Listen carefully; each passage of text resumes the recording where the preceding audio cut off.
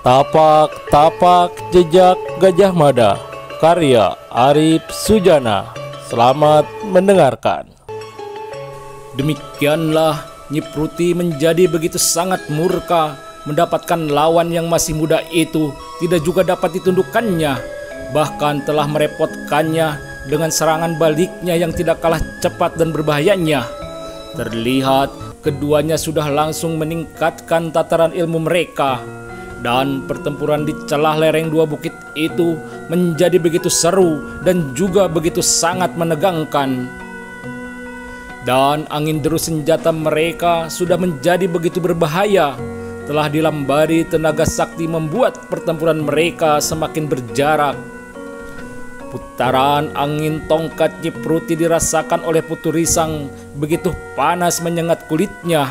Maka Putu Risang segera mengimbanginya dengan melontarkan hawa pukulan yang dingin membeku.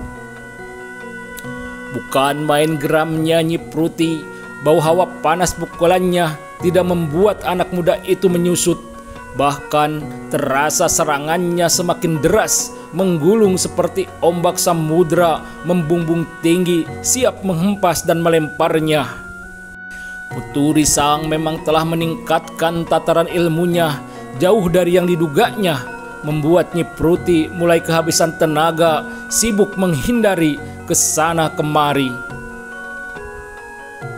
Mereka memang punya dasar sumber ilmu tenaga sakti yang sama, tapi ternyata Putu Risang jauh lebih sempurna mendalami ilmu itu, dan tingkat kesempurnaan itu akhirnya telah terlihat jelas, di mana Nyi Pruti merasa begitu sangat putus asa. Kesurupan setan apa anak ini? Begitu ucapan Nyi Pruti dalam hati sambil melompat menghindar dari angin serangan cambuk Putu Risang yang melambarinya dengan kekuatan hawa panas. Inilah kehebatan dan kesempurnaan ilmu sakti yang dimiliki oleh Putu Risang, di mana dirinya dengan begitu mudah dapat merubah sumber kekuatan di dalam dirinya. Pada satu saat melambarinya dengan tenaga hawa panas, namun tiba-tiba saja tenaga serangannya berubah menjadi sebuah angin dingin yang begitu tajam membekukan darah.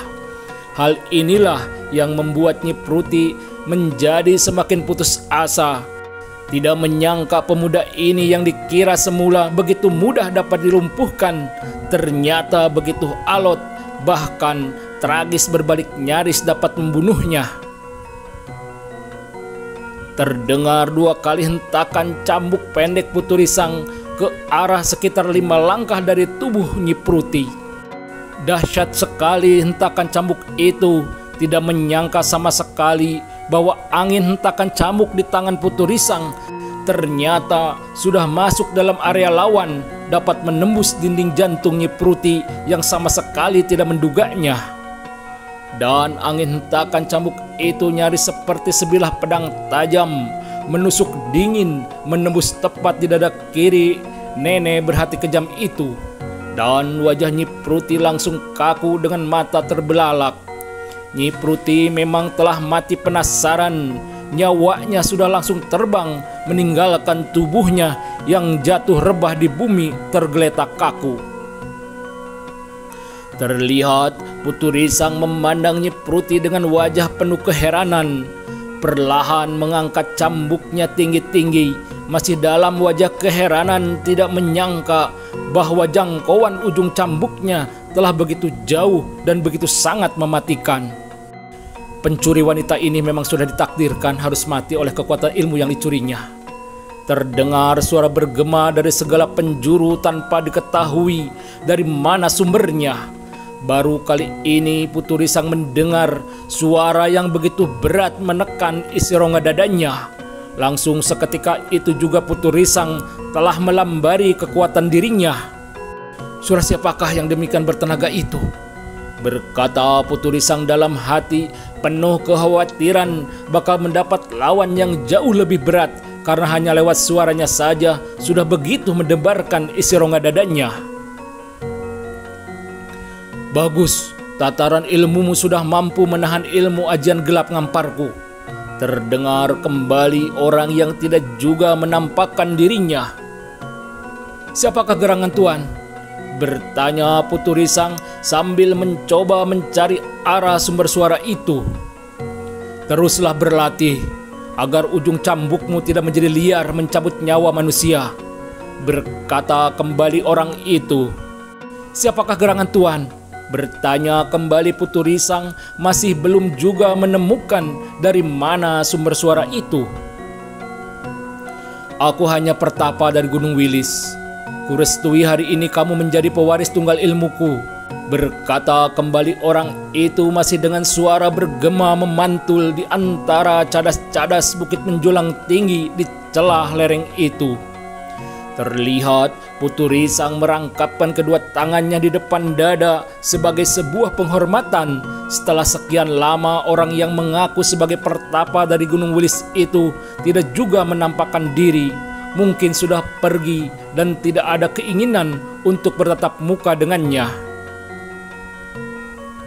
"Kasihan wanita itu," berkata Putu Risang ketika matanya tertuju kepada seorang wanita yang sudah mulai dapat duduk bersandar di sebuah batu besar.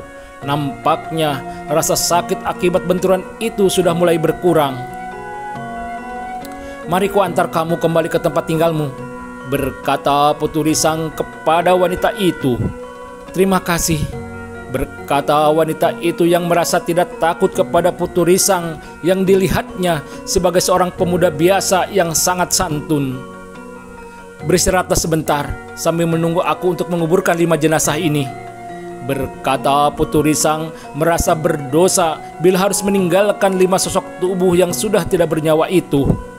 Demikianlah, dengan alat apa adanya, terlihat Putu Risang sudah membuat sebuah lubang yang cukup dalam guna dapat mengubur kelima mayat itu, di mana mereka ketika masih hidup begitu sangat buas dan kejam tanpa berkedip memangsa sesamanya, memangsa manusia. "Mari kita berangkat," berkata Putu Risang kepada wanita itu setelah menyelesaikan tugasnya mengubur mayat Nyi Pruti dan keempat putranya. Ternyata padukuhan tempat tinggal wanita itu memang tidak terlalu jauh ketika matahari terlihat sudah semakin senja dalam warna buram udara yang bening teduh dengan penuh haru biru. Sukacita tangis air mata terdengar tangis wanita itu dan keluarganya. "Terima kasih anak muda," berkata seorang lelaki yang ternyata ayah dari wanita itu. "Menginaplah di rumah kami, hari sudah akan menjadi malam," berkata ayah wanita itu menawarkan Putu Risang yang mengaku hanya sebagai seorang pengembara. Masih di sebuah pedukuhan di saat pagi telah datang. Hari di pagi itu dalam warna cerah bertabur kehangatan sinar matahari dan suara angin semilir di ujung juntai Gunung Padi. Di ujung jalan sebuah padukuhan terlihat seorang pemuda tengah berjalan seorang diri, dan pemuda itu tidak lain adalah Putu Risang yang baru saja meninggalkan rumah seorang wanita yang telah diselamatkannya dari tangan keluarga Nyi Pruti. Berkat petunjuk beberapa orang tua di padukuhan itu, akhirnya Putu Risang mendapat sebuah petunjuk arah yang paling cepat untuk sampai di bumi Majapahit. Ketika dirinya menemui sebuah kademangan yang cukup ramai, Putu Risang pun telah memutuskan untuk membeli seekor kuda agar perjalanannya menjadi lebih cepat lagi sampai di bumi Majapahit. Demikianlah, dengan berkuda, perjalanan Putu Risang menjadi lebih cepat lagi dan tidak begitu melelahkan. Seperti seekor elang muda tengah mengarungi padang pemburuan baru, Putu Risang memacu kudanya mengarungi padang dan perbukitan hijau. Sebagaimana seorang pembara yang berjalan di sepanjang siang hari dan beristirahat sejenak di malam harinya yang terkadang hanya beratap langit di alam terbuka.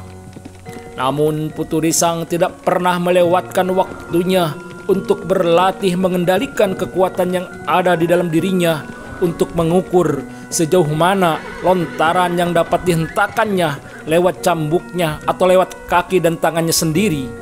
Dan pada akhirnya Putu Risang telah mendapatkan jalur perjalanannya kembali. Hutan Bukit Cemara, berkata Putu Risang sambil memacu kudanya mencoba mendekati kaki Bukit Cemara itu. Ketika Putu Risang telah sampai di atas puncak Bukit Cemara, matahari sudah bergeser sedikit dari puncaknya, membelakangi punggung Putu Risang. "Selamat bertemu kembali, sahabat muda," berkata seseorang kepada Putu Risang. Bukan main terkejutnya Putu Risang bertemu kembali di tempat yang sama dengan seorang tua renta yang tidak lain adalah seorang yang mempunyai sebuah julukan Karasakti Seribu Bayangan. Seorang yang mempunyai ilmu yang cukup tinggi, dan Putu Risang sudah pernah berhadapan dengannya, harus mengakui kehebatan jurus tangan kosong orang tua itu. "Selamat bertemu juga, wahai orang tua perkasa," berkata Putu Risang dengan wajah penuh senyum. "Entah mengapa tangan ini terasa gatal-gatal ingin merebut cambuk pendekmu kembali," berkata orang tua itu penuh sindiran untuk mengingatkan kembali Putu Risang dengan pertempurannya dengan orang tua itu, di mana cambuk Putu Risang berhasil direbut oleh orang tua yang menamakan dirinya Karasakti Bertangan Seribu. "Entah mengapa tanganku juga terasa gatal-gatal," berkata pula Putu Risang sambil menggaruk-garukan telapak tangannya yang tidak gatal. Putu Risang tahu betul bahwa orang tua itu tidak ada maksud jahat kepadanya, hanya seorang tua yang sudah lama tidak menggunakan jurus-jurusnya dan merasa gembira menemukan kembali teman bertandingnya. Hanya itu, tidak lebih dan tidak kurang. "Pegang erat-erat cambuk di tanganmu," berkata orang tua itu dengan sikap siap menyerang. Terlihat Putu Risang telah memutar cambuknya, siap menerima serangan orang tua itu. Maka dalam waktu singkat telah terjadi pertempuran di antara mereka, sebagaimana pernah mereka lakukan bersama. Orang tua itu bertangan kosong selalu mencoba masuk menyerang dalam jarak dekat, sementara Putu Risang dengan cambuknya selalu mencari jarak serangnya. Dan sebagaimana sebelumnya, kedua orang itu sudah sepertinya sangat menikmati perkelahian mereka.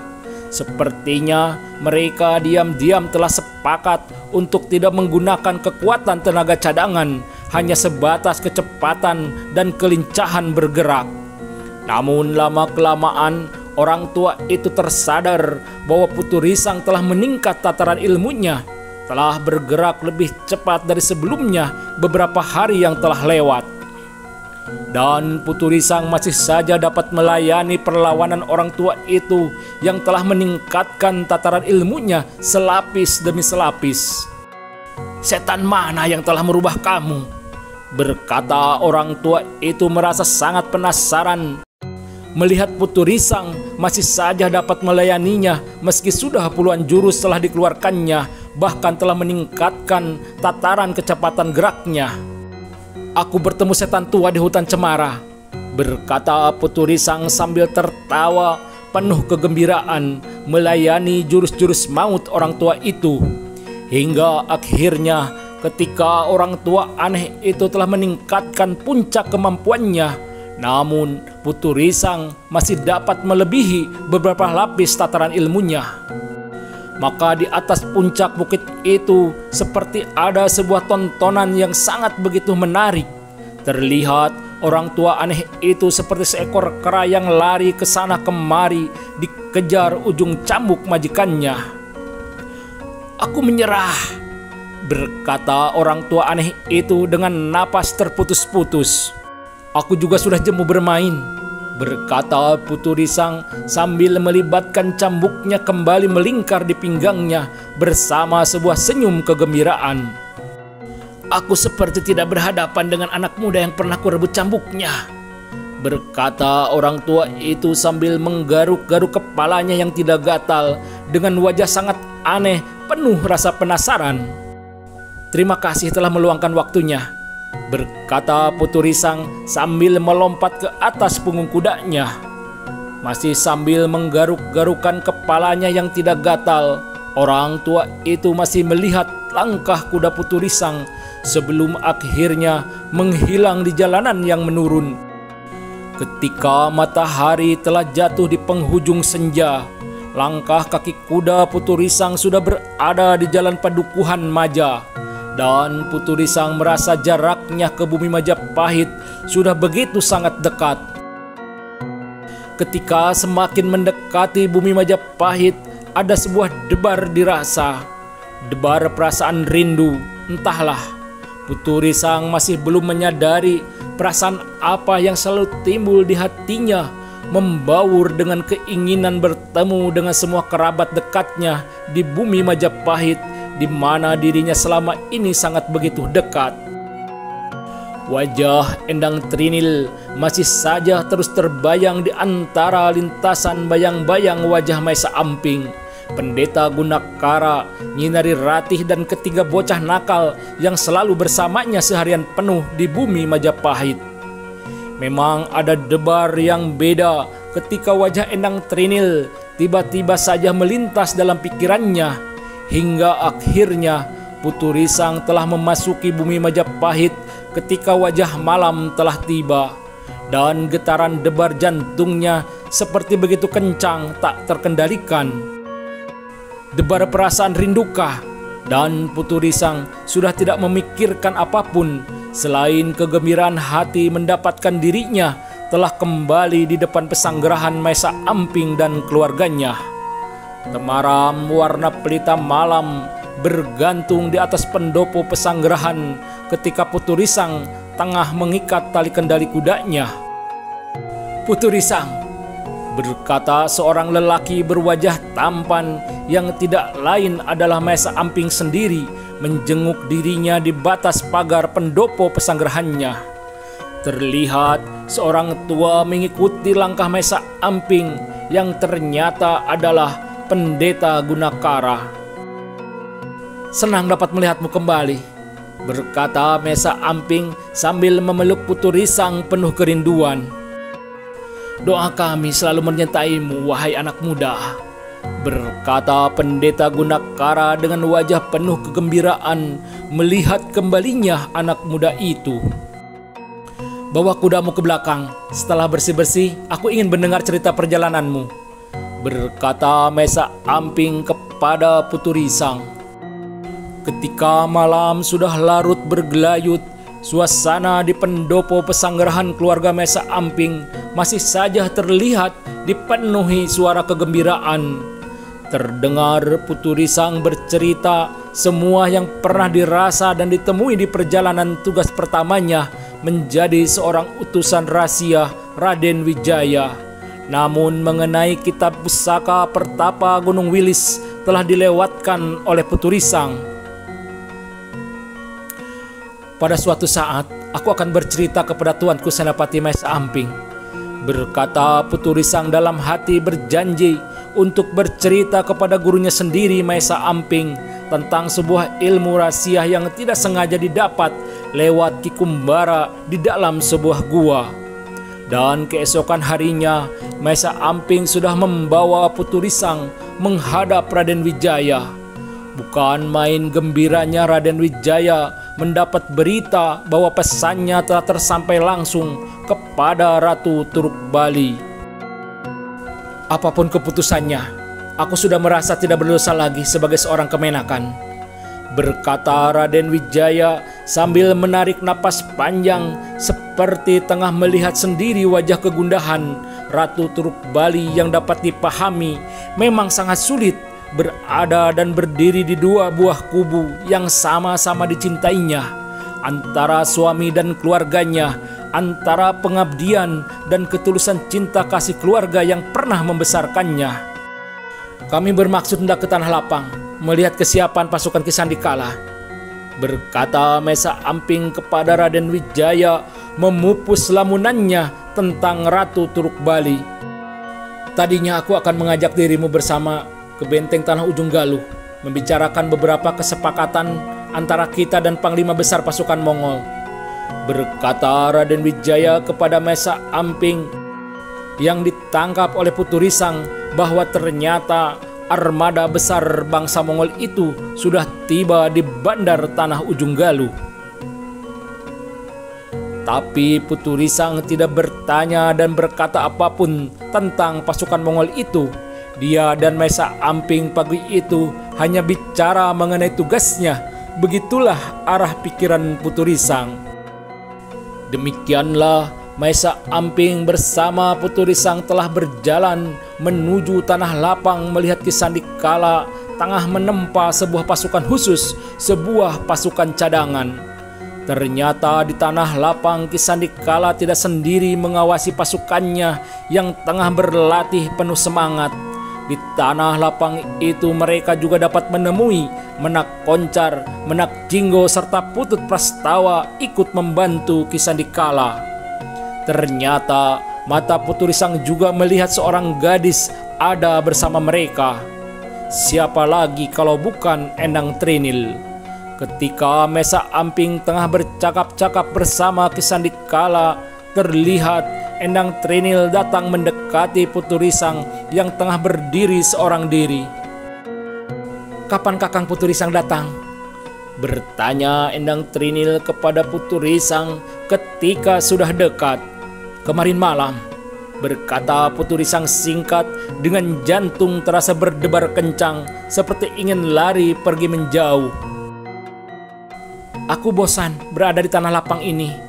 Apakah Kakang bersedia mengantar aku ke bandar Tanah Ujung Galuh?"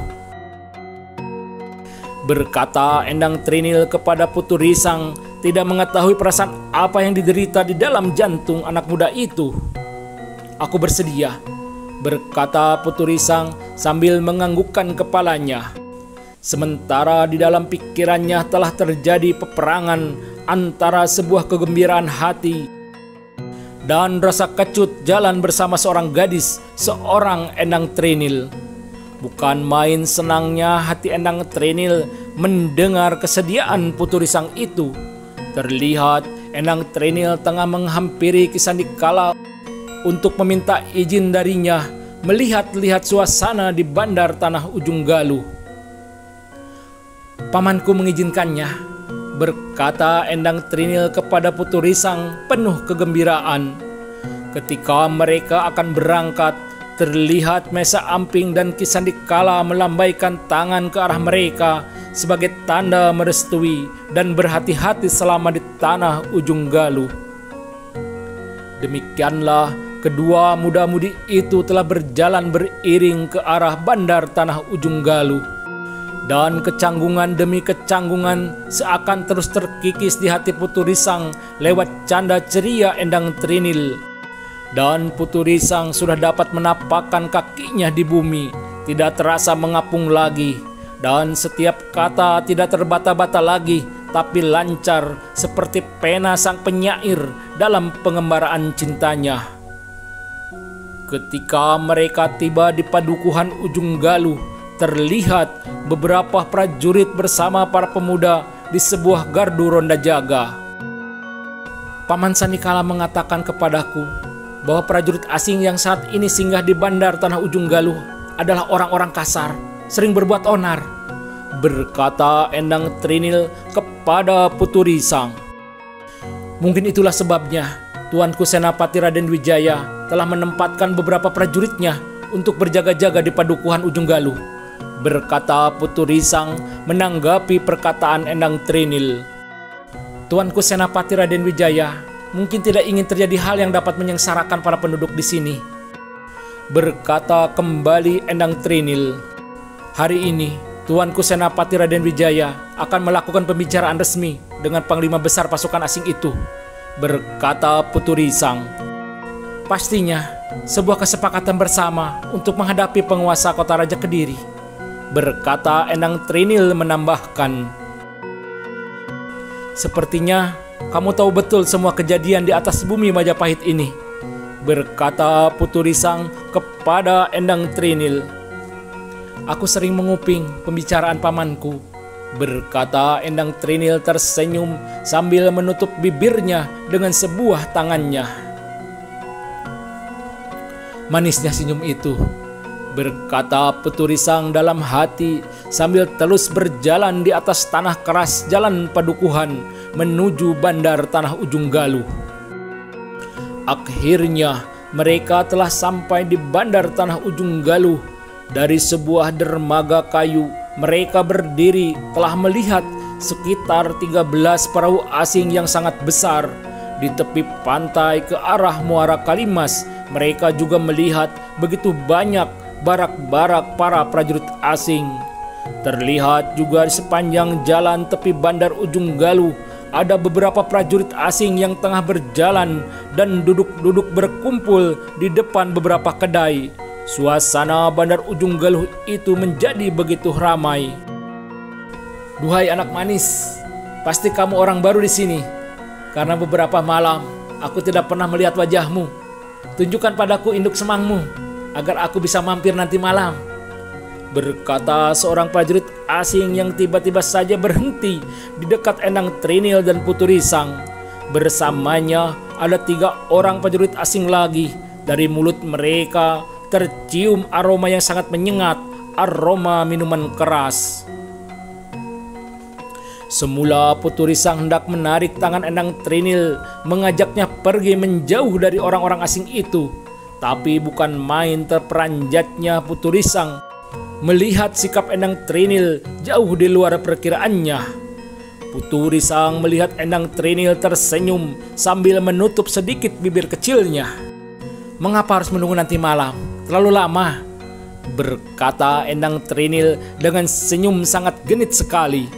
Keempat orang asing itu seperti mendapatkan gayung bersambut mendengar ucapan Endang Trinil. Maka tanpa berkata-kata lagi, seorang yang pertama menggoda itu sudah langsung menghampiri Endang Trinil. Mari jalan-jalan bersamaku, berkata orang asing itu sambil tangannya sudah mencengkram sebelah tangan mungil Endang Trinil. Bukan main terperanjatnya Putu Risang melihat apa yang dilakukan Endang Trinil kepada orang asing itu. Putu Risang melihat tangan mungil Endang Trinil dengan begitu cepat berbalik mencengkram pergelangan tangan orang asing yang besar dan kuat itu. Dan dengan sebuah hentakan, Endang Trinil telah menarik tangannya, membuat orang asing itu terhuyung ke depan. Tidak hanya itu, sebuah kaki mungil Endang Trinil terlihat mengganjal sebuah kaki orang asing yang tengah terhuyung ke depan. Maka akibatnya sangat parah sekali. Putu Risang melihat orang asing itu terhuyung dan terlempar di ujung tepi dermaga kayu, langsung tercebur ke air laut yang asin. Siapa lagi yang berani mengajakku jalan-jalan? Berkata Endang Trinil masih dengan senyum manjanya kepada 3 orang asing lainnya. Ketiga orang asing itu melihat dengan begitu mudahnya Endang Trinil menjatuhkan kawannya. Mereka adalah para prajurit Mongol yang biasa berhadapan dengan banyak bahaya. Tapi kali ini di hadapan mereka adalah seorang gadis manis.